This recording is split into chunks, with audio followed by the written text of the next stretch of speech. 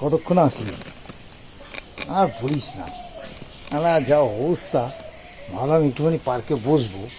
বাড়ির এত চাপ, আর রোববার মানেই বুঝলি, রোববার মানেই বিশাল চাপ। আর তোর তো কোনো চাপই নেই। কারণটা হচ্ছে দেখ, তোর বাড়িতে করার মতো সবাই আছে, হ্যাঁ, কেউ না কেউ তো আছেই। এবার আমার বাড়িতে কি বলতো, আমার বাড়িতে সবাই ব্যস্ত। এবার আমাকেই সমস্ত কাজ করতে হয়। রোববার দিন মানে হচ্ছে প্রথমত হচ্ছে রেশন তোলা, সেকেন্ড পয়েন্ট হচ্ছে জামা কাপড়গুলো কাচা, থার্ড পয়েন্ট হচ্ছে একটু বাজার ফাজার যাওয়া। কেন দেখ, রোববার মানেই হচ্ছে ভালো মন্দ খাওয়ার দিন। আচ্ছা বসবো দাঁড়া।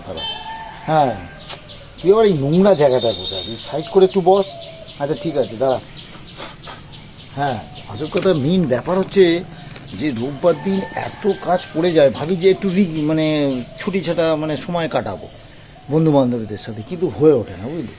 এত ভিড়, মানে এত কাজের চাপ, যে রোববারই অন্তত বেশি চাপ। অন্য দিন কিন্তু অত চাপ থাকে না, রোববার দিনটাই এত বেশি চাপ থাকে যে তার ফলে কোনোখানে যাওয়া হয় না। মনে হয় কিন্তু সারা সপ্তাহ অনেক কিছু করব, অনেক জায়গায় যাব, হ্যাঁ, একটু বন্ধুবান্ধবের সাথে আড্ডা মারবো। কিন্তু রবিবার দিন মানে এত চাপ। এই তোর সাথেই দেখ না, কতদিন বাদে দেখা হলো। তা সবাই ভালো আছে তো, বাড়ির সবাই? তা তুইও কি বাজারে এসেছিলি নাকি? ও না, বাজারে যাসনি? তা কোথায় গেছিলি, কোথায়? ও রেশনে, তাহলে সেম অবস্থা, তোরও রেশন ধরতে হচ্ছে, আমারও। কিছু করার নেই। কী বলতো, রোববার মানে এত কাজ। আর এর মধ্যে আবার কী বলতো, পুজো পড়ে গেল। এবার পুজোর চাঁদা তোলা ফোলার ব্যাপার আছে, আর রোববার করেই তুলতে হয়, সেটাও একটা হেডেক।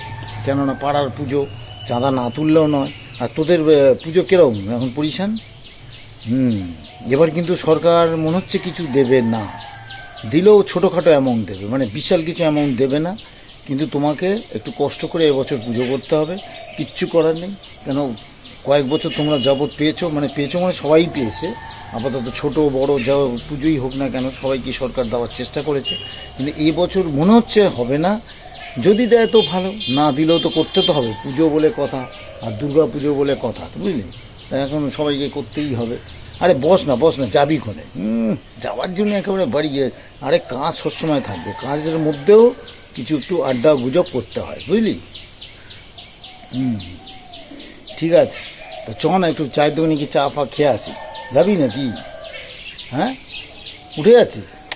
আরে তোর একটা না এমন একটা প্যানিক আছে সেই ছোটোবেলা থেকে, যখনই মনে করবি যে যাবো তো যাবো। আরে ভাই, একটু অনেক দিন বাদে দেখা হলে একটু বস, একটু গল্প করি, তা না যাও। আরে যাবি তো যা, যা চলে যা। ঠিক আছে, দেখা হবে পরে, এখন তাহলে যা। ঠিক আছে, আমার আবার বাড়িতে যেতে হবে, এখন অনেকগুলো কাজ পড়ে আছে, বুঝলি। যাই, গিয়ে কটা কাজ করে আসি। ঠিক আছে, আবার দেখা হবে, বাই, টাটা। যা তাহলে, ঠিক আছে, আমি উঠি, আর কি করবো বুঝলি।